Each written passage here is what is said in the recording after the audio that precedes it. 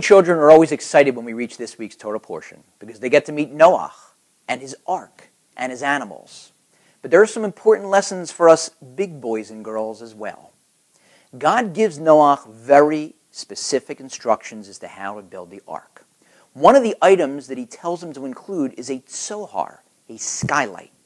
And the Medrash brings down two opinions as to what the skylight was. One opinion is that it was a window. The other opinion is that it was a precious jewel. What's the difference? If it was a window, light can come in and you can see out. If it's a jewel, light can come in, but you can't see out.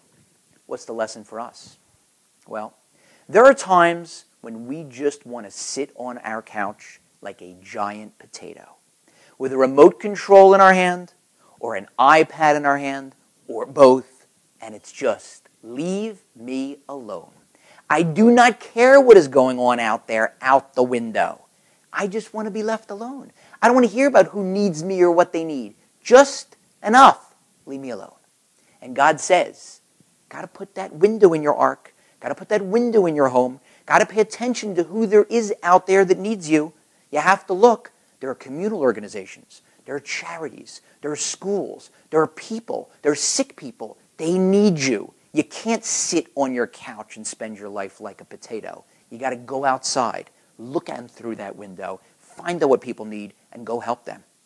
We're told that one of the arguments that Moses made when he was trying to convince God to let him into the promised land was this. He said, God, I have an idea.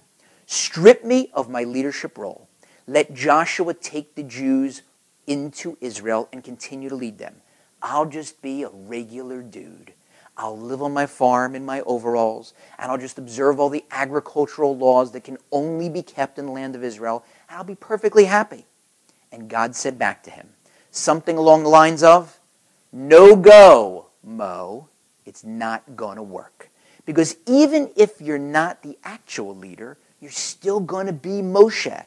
You're still going to have all of those talents. You're still going to be the great leader. You're still going to be the greatest Torah scholar. And you can't just be a hermit on your farm. When the Jewish people need answers to difficult questions, you'd have to answer them. You got to have that window in your ark, looking out, helping others. But there are other times when it's got to be a jewel. Because there are people inside your ark, inside your home, that need you. Depending on where you are and how old you are, it could be your parents, it could be your spouse, it could be your children, it could be your roommate. There are people that need you. And if you're too preoccupied with looking out the window and helping others, you can neglect those inside your house. I know a woman who is the daughter of a very prominent communal leader and rabbi.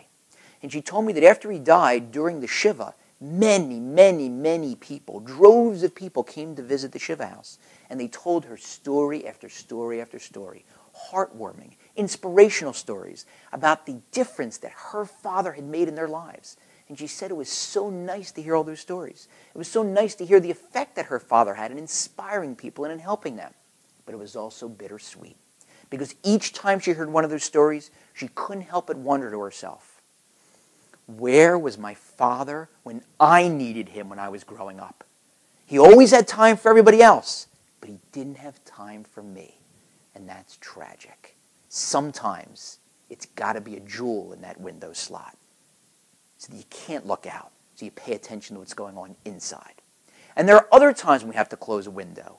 We have to close, often, browser windows, and maybe filter them, and be more judicious with respect to the waters that we and our children surf on the internet. And there are other times when we have to close the window because of the temptations of the street. I spent a night on the famous Las Vegas Strip last week while speaking at a lawyers' conference. And while gazing out the wonderful view of my window and all of the temptations that the Strip provides, I couldn't help but think that sometimes God's telling us, you got to just close the curtain on that window.